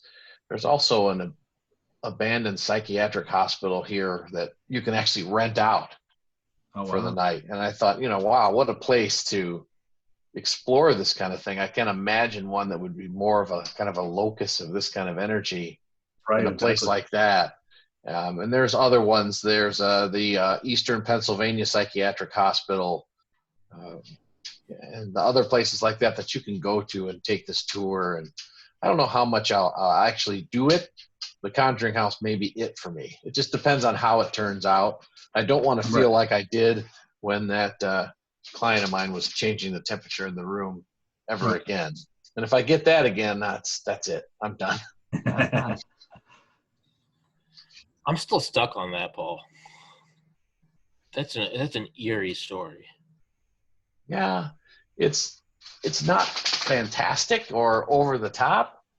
It's just the truth. And when you hear the details of what he did, and the fact that he had other young women, like the Night Stalker almost, they were coming to court wearing these T-shirts supporting him. And he had been released for a similar crime. He had just gotten out of jail on it. So I don't know. And I'm going to have to follow up on him and see whatever happened to him. But I sure hope he's still in jail. Yeah, I really hope he is. I thought there was going to be something. I was just going to say, like Iron Maiden says, the evil that men do lives on and on. Yes. Yeah. So if a guy named Daryl, who's about 45 now, invites you to go camping, politely decline. Tommy's face. Well, if he's willing to go kill girls, then he's willing to lie about his name. Oh, no, I'm Bill. You want to go camping? Good point. Yeah. Fuck you, Good Paul. point. It's what was that? Did I hear your doorbell, Tommy? Was that your doorbell ringing? I will come to someone there. I will come to where you live, Paul. Quick story for you guys. We were talking about things following. So when we went to the Bergen House this past summer, it's in Bergen, New York, which is a little bit outside of Rochester. I never had anything follow me home, but I had some strange things happen the first few nights that we got back, 3 nights in a row, actually. The first night, I was in the basement. I was feeding our cats, and I have a basement door to like where our sub pump room is, and there's like a latch that you just kind of twist and I'll open it. And I hadn't been in it for weeks, right? And I'm sitting there feeding the cats, and I look up because I see it opening. Right? Oh, I'm like, that's weird. So my first thought is maybe I didn't latch it, and I'm like, I haven't been in there in weeks, and I'm like, okay, that's weird, but okay, there's a possible explanation. Maybe I just didn't put it as, you know, so I kind of like forgot about it. The next night at about 3 a.m., me and my fiance both woke up out of a sleep, and she's a hard sleeper, and we heard a knock on our bedroom door. Now, we like I told you, we had cats because I was feeding the cats. Now the cats at night at 3 a.m. are often like running around causing mischief and all that stuff. So I'm like, it's got to be the cat. And we looked at it. She's like, the cat's never did any sounds like that before. I'm like, yeah, it's got to be the cat. You know, let's just chalk it up to the cat. The next night, I heard someone knock on my front door, and the dogs got up. They looked their heads, you know, just like anyone knocks, and I go there. There's nobody there. So I reached out to one of my psychic friends. She's come on a couple of investigations with us. She owns Greystone Manor. Her name is Heather Madison. Greystone has some great activity going on there. We checked it out a couple of times. And so we did some stage stuff, and it stopped after that, but it was strange. It was those 3 nights in a row, knocks, right, or door related, and it was right after we came back from the Bergen House. You never told me. Yeah. I did. Yes, I did. no, thank you. Huh.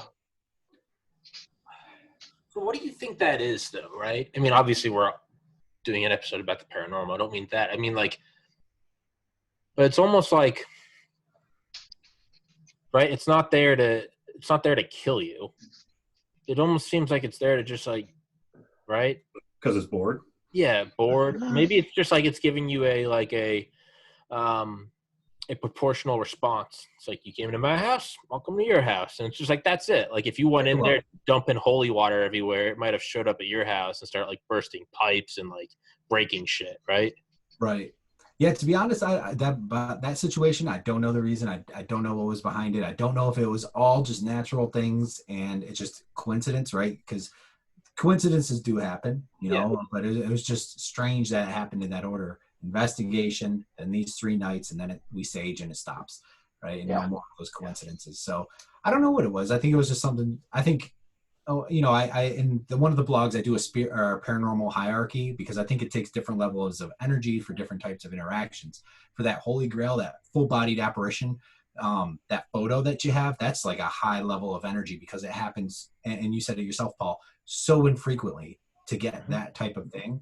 But, you know, for dowsing rod sessions to go good, it's probably about 35% of the time, which is, you know, that's pretty successful most of the time. So I think those low level things are easier for whatever's there to really communicate with us. So something simple like a tiny little latch, a knock, an audio thing, those are lower level type energy requirements on the paranormal hierarchy.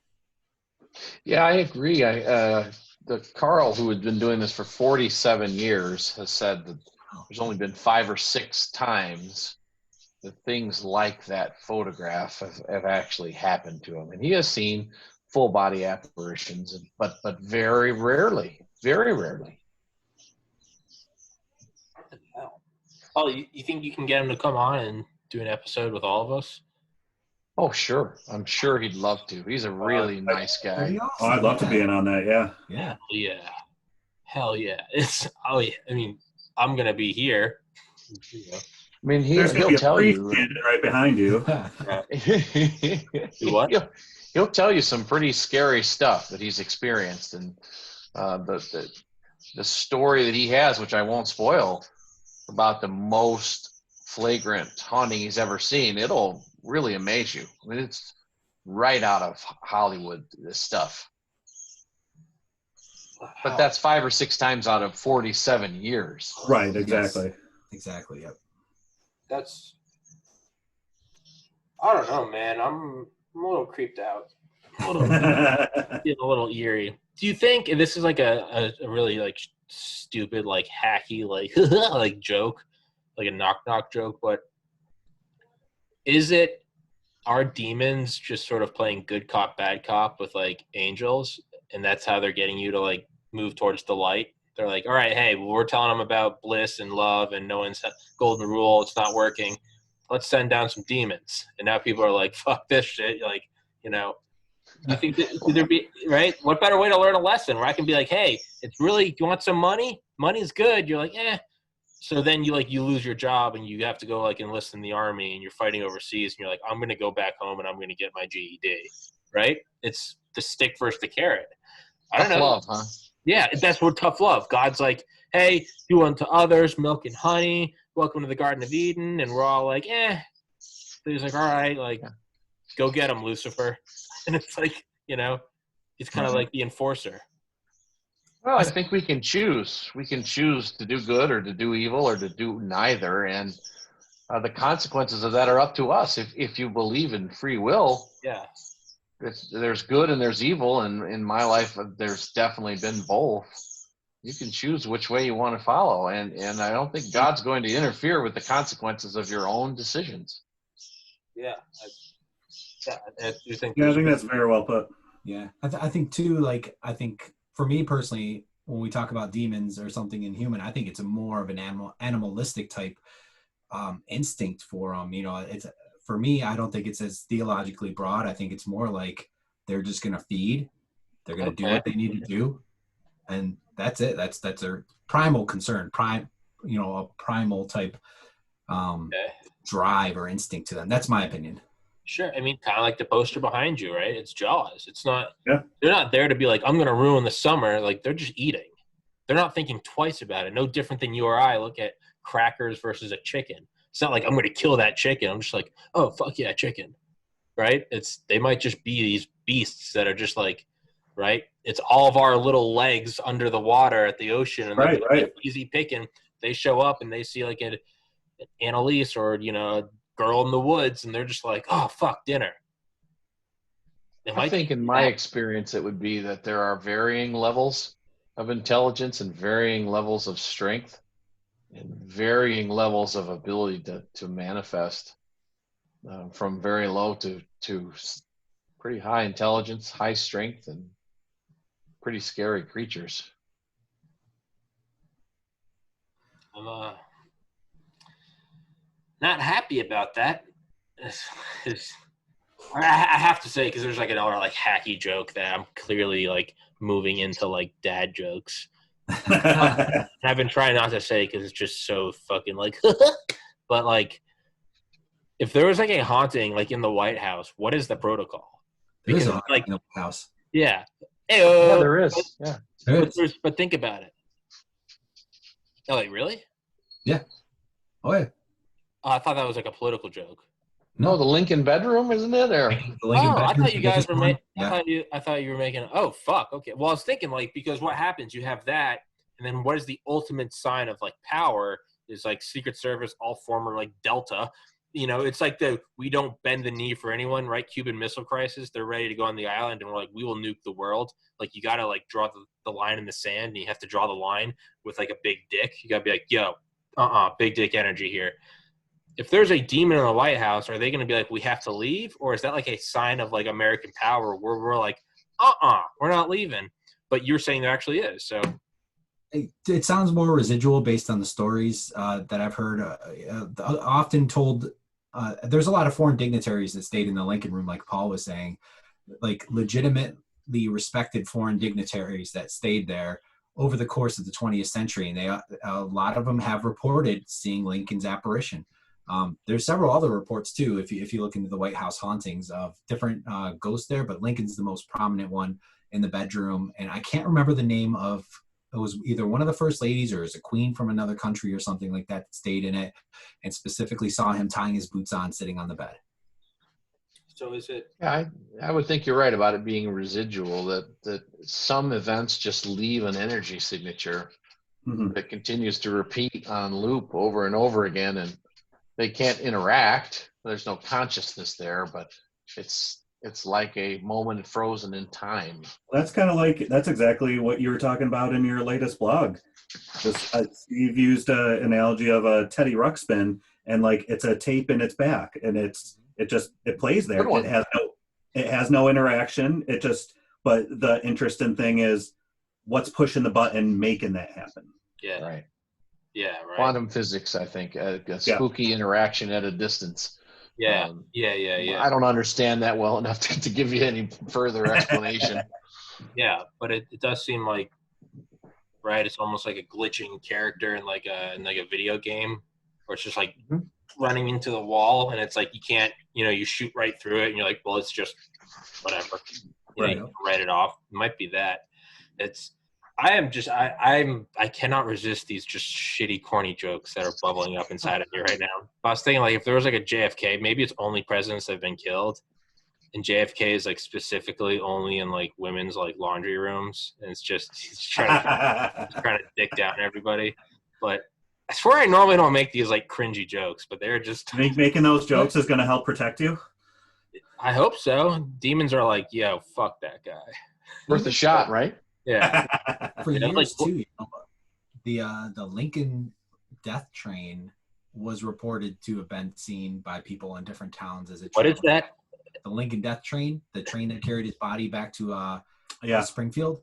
It was almost like a traveling, I don't want to say like circus, but when he was being laid to rest, it went across the country, and people have reported in the early 20th century seeing this apparition of a train, Lincoln's death train, going on the train tracks on that route in specific places.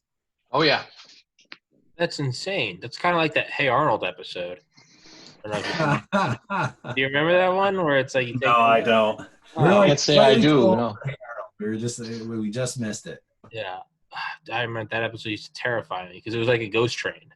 It was like if you stay on to the last stop, you end up going to hell, because people like tell stories about waking up and it's like sulfur, but really it's like what it turns out to be is just like a paper mill. They're like, "Is this hell?" And he's like, "I don't think it's that bad, but you don't need to like talk shit about it." But that's insane. So could there be like mass? So if there's like a ghost train, like I wonder if there's ever been any sightings at like Ground Zero 9/11, like of that same. Pretty sure there has, yeah. Not just ghosts, but I mean even like a ghost plane or like a tower, or would you see it at like Hiroshima maybe, or anything like that, where like a lot of lives were snuffed out at once? So here is the one thing that, because I go back and forth with residual hauntings, and one thing I think that is a need for a residual haunting is some sort of material where that data, I guess you could say, is memorialized, right? So for the spirit train, right, it's the tracks maybe, or the wood, the iron that connects it. For 9/11, I'd be interested to hear what happens at Fresh Kills. Fresh Kills is the landfill at Staten Island where they brought the rubble to, and the rubble was sorted through. And I think, with the buildings being gone, I think that land there probably does have some sort of capacity to memorialize the tragedy that took place there. But I'd be interested to hear any stories from Fresh Kills about where those, because there is a memorial where that rubble's buried. And because now it's a park. Now it's a state park. It took 20 years, and they converted it to a state park. It's over in Staten Island. Well, we sold all that. We sold all the iron and steel girders. We sold all that to China as like scrap metal. Did we? Yeah, a lot of it, if not most of it. Yeah, I know like a lot of the concrete rubble and all that stuff. Sure. All there. Yeah, absolutely, yeah. So I'd be interested to. I bet there's stories, and I bet there's stuff that happens out there that people probably don't catch. I mean, it's a park. People aren't living out there. Yeah. But if you're walking. What about that ship that they built out of the steel girders? Oh, yeah. There's one of them. Yeah. Oh, yeah. That's right. They built a Navy ship, right? Yeah. The USS Liberty. Yeah. I bet there's stuff. I bet if you talk to the crew, I bet there's stuff. Yeah. That's weird. That's really weird. Man, I wonder if, like, not even trying to be, like, woke, but I mean, like, but seriously, I wonder if, like, electronics that are built by like Foxconn in China, where it's a bunch of like people like worked to death with nets outside of the window so they can't commit suicide, or like clothes stitched together by like kids in Vietnam. I wonder if there could be like any haunting with that, like material they like left their own like traumatized impression on. I don't know. I'm just like kind of pulling examples. Right. No, it's a huge rabbit hole. I mean, and you could go down it, forever. I mean, just any sort of tragedy or thing like that you can trace its residuals or just what happened after, and try and find something like that. Fuck. You're not sleeping tonight, are you? No, I'm not. It's actually, I have my cross on. I am sleeping. Demons can come fuck. If demons want to inhabit me, you know what? I'm just gonna haunt them. I'm gonna be like a clingy girlfriend. That sounds like a sounded challenge. like an invitation to me. I don't know. They're gonna come on and be like, "Oh, this is fresh meat," and I'm like, never gonna leave them alone. I'm gonna be like, "It's gonna be you and me forever. We're gonna be haunted for forever. You can meet my parents." They're gonna be like, "No, I can't stop with the shitty jokes." So really, I've been inhabited by just like a douchey middle-aged ghost. That's just like, "Yeah, you got this story." But let's wrap this bitch up. Partially because I'm kind of tired, partially because I'm a little uneasy, and don't really want to jump down this rabbit hole anymore. No, it's all good. Let's definitely do another one, Paul. When I don't want to just like throw this up and like never actually actualize it. When do you think you'd be able to do one? Can we loosely aim for like January? Yeah, absolutely. Do you think if we start getting the ball rolling now? Yeah, I'll talk to Carl. Do you think you could send him a text? I'll send you this episode. Yeah. All right. Well, I'm going to hang out with one of my friends this weekend, so this probably won't be uploaded until like Sunday. Normally I do it day of, but just FYI, it's not going to be up till Sunday. It's all good. Has nothing to do with that being the Lord's Day and me wanting to put this up on that day instead. Right? Fuck. Do you think demons can survive nuclear weapons? Oh, most likely. Most likely? Or do you think nukes really are like nukes? Like they just pan-dimensional. Dude, that was it Lord Hill Norton? Who was that 5-star admiral from the UK? There's one of them that said, he was like, you know what? The reason why UFOs might have started coming 2 years after we detonated the first nuke, right? Alamogordo, New Mexico, 1945. July 1945, Alamogordo, New Mexico. July 1947, Roswell, 119 miles apart, 2 years apart. UFOs are first there. Are they coming to see the nukes?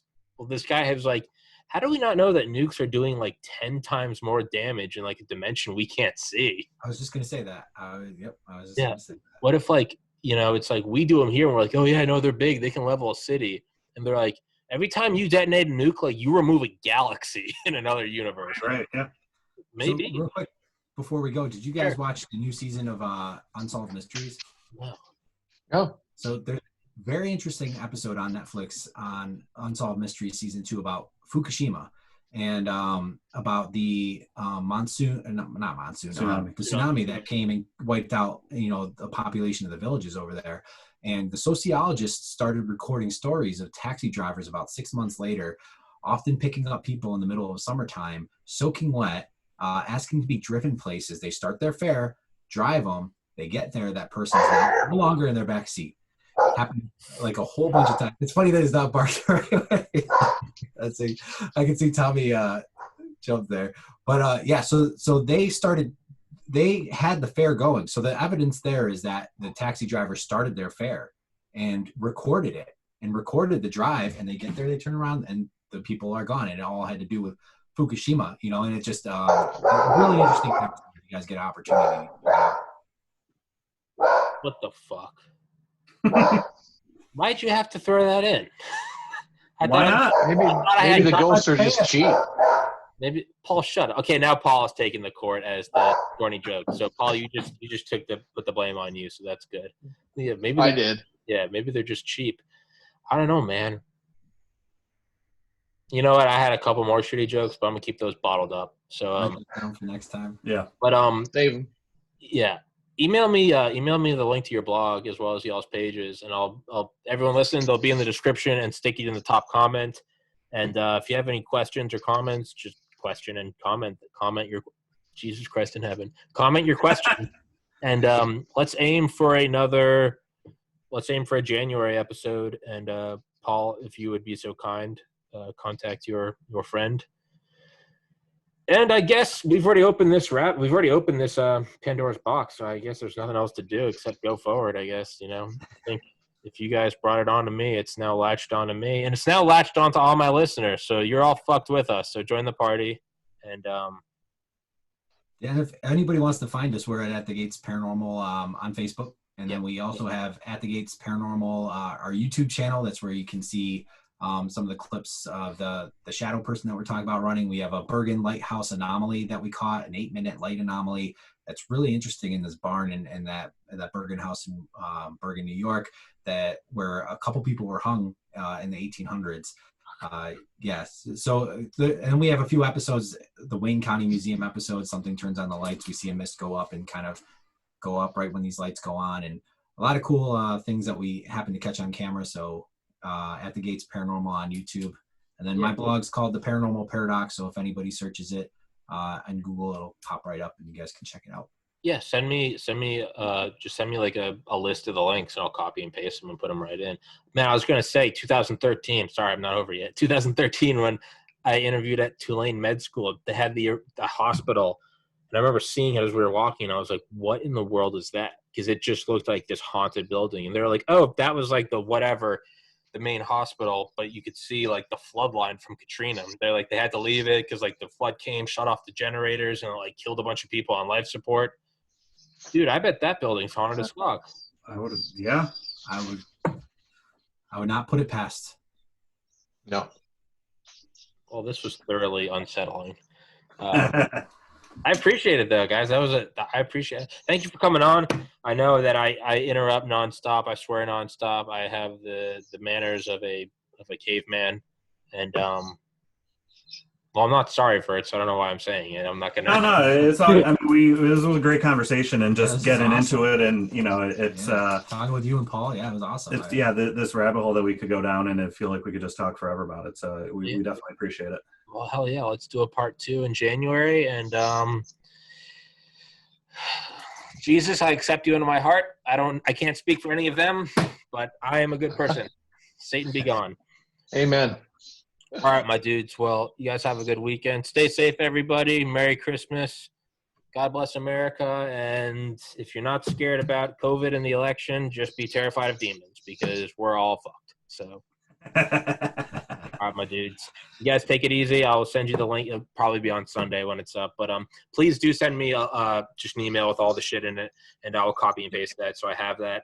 And yeah, that was awesome. Fun. Thank you, my friends.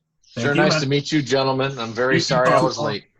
Paul, that's unforgiven, and I will not forget it.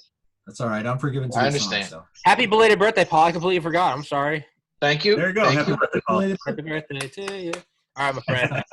Till next time. Take it easy. All righty. Take care.